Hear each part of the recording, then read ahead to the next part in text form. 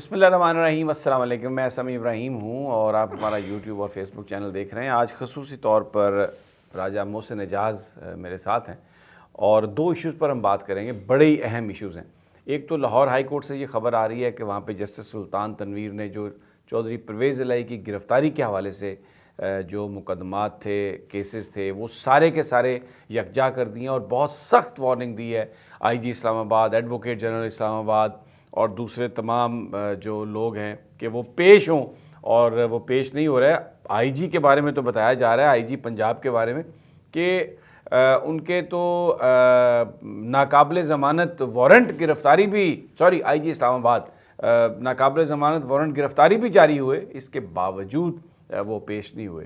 तो बड़ा ये एक इंटरेस्टिंग केस है और आज लाहौर हाई कोर्ट से जो खबर आ रही है वो बड़ी ज़बरदस्त खबर है, बड़ा सख्त ऑर्डर ये आया है, तो उस पर बात करेंगे। आफ्ताब बाजवा साहब ने जो गुफ्तगू की है वो भी आपको सुनवाएंगे।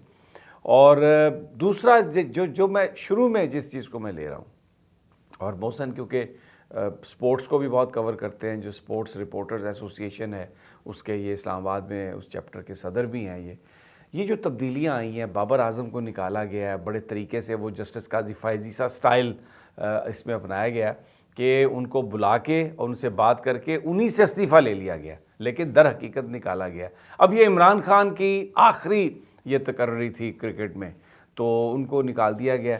और मोहसिन, ये सब क्या है, ये किस तरफ लेके जा रहे हैं? वो उसकी जो परफॉर्मेंस थी, क्या उसमें प्रॉब्लम थी कि बुला के डरा धमका के उससे इस्तीफ़ा ले लिया, और फिर वहाब रियाज जो मोहसिन नकवी साहब के सूबाई वज़ीर हैं वो बन गए, अब टीम के सिलेक्टर बन गए। ये क्या, इधर भी PDM आ गया, छा गया PDM।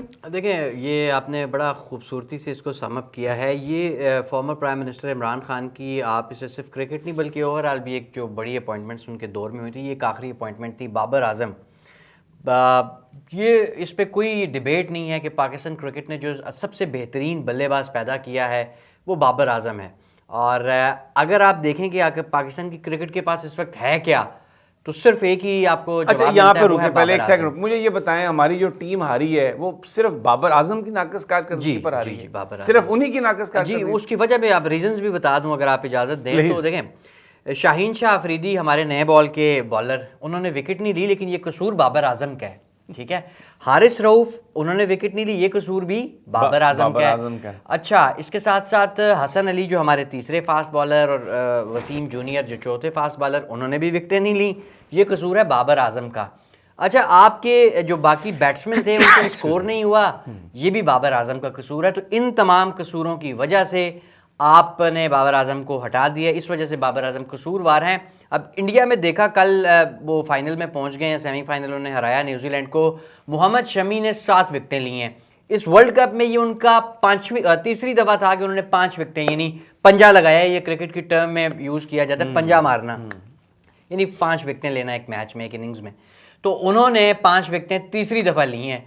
आपके बॉलर्स जो हैं वो उन्होंने नए बॉल से विकेट नहीं लिए, और जिसने किसी ने विकेट्स लिए हुए भी हैं वो उस वक्त लिए हैं जब एक टीम ने 300 कर दिया था, उसके बाद वो जो आखिर में नहीं 3-4 आउट हो जाने वो आप नीचे से कर दिए। तो इस तरह की विकेट। अच्छा, अब जरा 1 बाय 1 आ जाए। ये इमामुल हक जो खेलते रहे, ये बाबर आजम की वजह से खेलते रहे?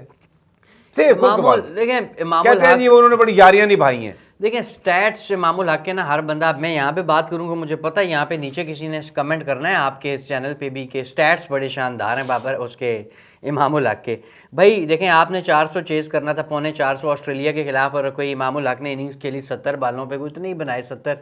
जहाँ पे 400 चेज़ करना हो या 400 आपने रन्स करने हो, वहाँ पे 70 बालों पे 70 नहीं किया जाता समी साहब, वहाँ पे 70 बालों पे 100 करना होता है। दूसरे औरों ने भी नहीं ना किया, अकेले इमामुल हक तो नहीं फेल हुए? नहीं, इमामुल हक ने नहीं किया, लेकिन आपने इमामुल हक को ड्रॉप किया था जिनकी जगह के फ़खर जमान, तो जब उनको मौका मिला तो मैं कोई फ़खर जमान का भी बड़ा सपोर्टर नहीं हूँ, लेकिन अगर आपके पास यही ट्रैवलिंग, जो आपके पास ऑप्शंस थे, जो ट्रैवल कर रहे थे टीम के साथ, उसमें फ़खर बेहतर था। मैंने ये सवाल इसलिए किया क्योंकि हमारे यहाँ सिस्टम नहीं है कोई, बस एक खिलाड़ी ने अच्छा खेल लिया तो वो बस एक इनिंग्स के बार बार वो चांस लेता रहेगा, और किसी को अगर निकालना है तो वो कोई भी बहाना बना के उसको निकाल देंगे। कोई अकाउंटेबिलिटी नहीं है क्रिकेट बोर्ड में।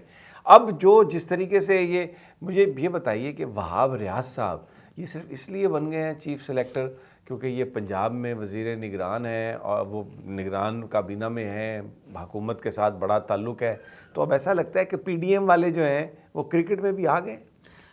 इसकी एक वजह और भी है। इसकी एक वजह तो देखें ना, एक सिर्फ इस वजह से नहीं कि वो निगरान वज़ीर हैं पंजाब में, एक वजह ये भी है कि उन्होंने 6 छक्के भी खाए थे इफ्तिखार अहमद से ना, वो कोयटा में जो मैच हुआ था वहाँ पे, तो वो भी एक बड़ा, आपको पता है कि उनके प्रोफाइल पे बड़ी हैवी सी अब चीज़ ऐड हो गई है, तो उसके बाद तो चीफ सेलेक्टर उन्हें उसी वक्त बना देना चाहिए था। आप सरकास्टिकली आप बड़ी गुफ्तगू फरमा रहे हैं।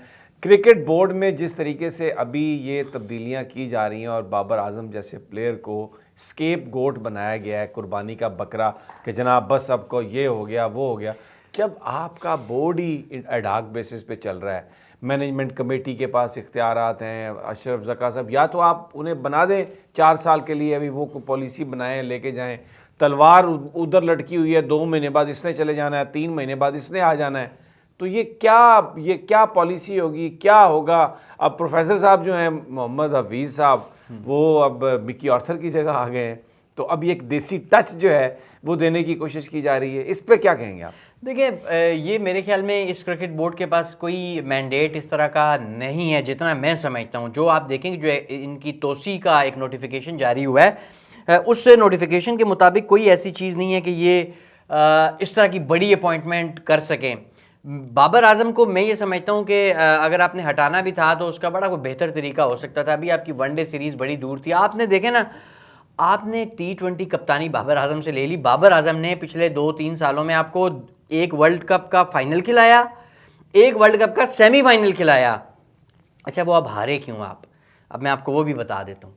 आप जो 2021 वाला वर्ल्ड कप था ना, वो हार गए शाहीन शाह अफरीदी की वजह से, क्योंकि 4 छक्के उन्होंने मैथ्यू वेड से खा लिए थे एक ही ओवर में 4 छक्के फास्ट बॉलर खा रहा है।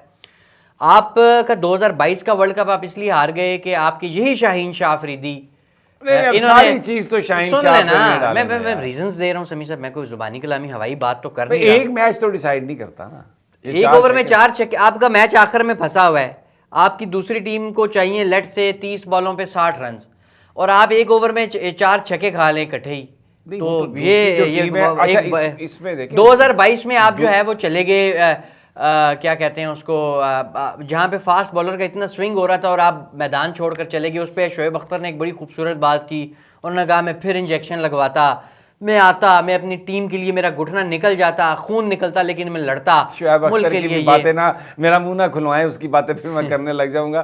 देखें यार, मैं ये कहता हूं कि प्लेयर कोई भी हो, बड़े से बड़ा भी हो, उसको छक्के लग सकते हैं, ये कोई ऐसी बात नहीं। शाहीन शाह, अच्छा 2023 वर्ल्ड कप, फिर आपने बात नहीं पूरी, मैं 2021 वर्ल्ड कप, 2022 वर्ल्ड कप और अब 2023 में आपके शाहीन शाह अफरीदी ने विकेट्स नहीं ली।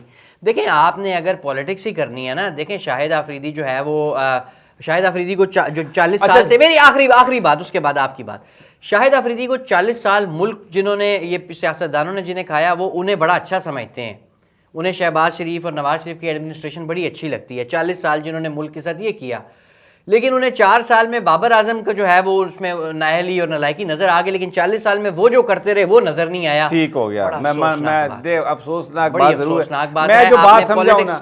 अच्छा, अब आप क्योंकि स्पोर्ट्स रिपोर्टर भी हैं तो लाइकिंग डिसलाइकिंग आपकी भी होंगी, जैसे हम पॉलिटिक्स में करते हैं। नहीं है कोई। मैं एक बात आपसे करता हूँ, मुझे जो समझ आई है ना, कि जिस तरह ये निगरान हुकूमत विदाउट मैंडेट बड़े बड़े फैसले कर रही है ना, ये cricket management committee without mandate इन्होंने बड़ा फैसले बड़े बड़े कर दिए और तरीका अपनाया है कासिम फायजीसा वाला और जस्टिस इफ्तिखार चौधरी वाला, बुला के तो अच्छी खासी डांट शांट पिलाई और कहा ये क्या। फिर उस बंदे ने कहा अच्छा जी मैं ये करता हूँ जो आप कह रहे हैं, तो फिर ये कहते हैं कि ओ भाई हमने थोड़ी कहा, आप खुद कर रहे हैं। तो बाबर आजम को इन्होंने निकाल दिया और वो वहाब रियाज को चीफ सेलेक्टर। बहरहाल ये अभी देखते हैं क्या होता है। ये बदकिस्मती है हमारी, टैलेंट बहुत है, लेकिन जो ये मैनेजमेंट कमेटियां हैं, जो बोर्ड की कंपोजिशन है, सियासत है, पैसा है, इन्फ्लुएंस है, नेपोटिज्म है, जिसकी वजह से बेहतरीन गेम जो है वो भी हमने अपने हाथों से तबाह किए। जैसे पहले हॉकी को तबाह किया, वहाँ पर भी miss management was also one of the biggest factor.